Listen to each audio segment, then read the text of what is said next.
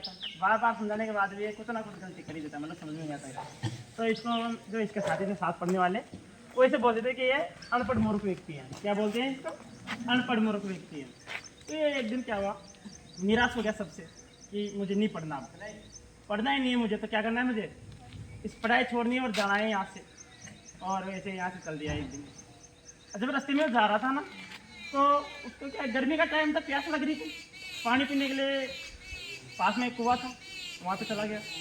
पनियारे कुछ पानी भर रही थी, तो उसने देखा कि वहाँ पे जो कुआं था उसके जो पत्थर थे, पत्थर होते हैं साइड में, उन पे वो क्या है, बार बार पानी भरने के लिए वो रस्सी को अंदर डालती हैं, फिर खींचती हैं, तो उस पत्थरों पे क्या निशान हो गए थे। उसने पूछा कि ये निशान कैसे, तो बोलते हैं कि ये तो अपने जो पानी भरते हैं ना, तो इस कोमल रस्सी से निशान बन गए हैं।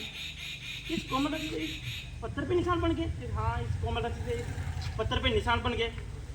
तो उसके मन में एक ख्याल आया कि जब इस कोमल रस्सी से इस पत्थर पे निशान बन सकते हैं, तो क्यों ना अगर मैं भी अगर बार बार पढ़ूँ, बार बार अभ्यास करूँ या प्रयास करूँ, तो मैं भी सीख सकता हूँ और पास हो सकता हूँ ना। कि अगर मैं भी बार बार अभ्यास करूँगा, बार बार पढ़ाई करूँगा, तो मैं भी पास हो सकता हूँ।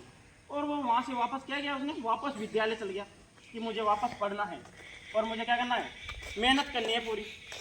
जाके वापस विद्यालय जाके उसने दिन रात मेहनत की, कड़ी मेहनत की, बार बार अभ्यास किया और वो अपनी कक्षा में प्रथम स्थान किया।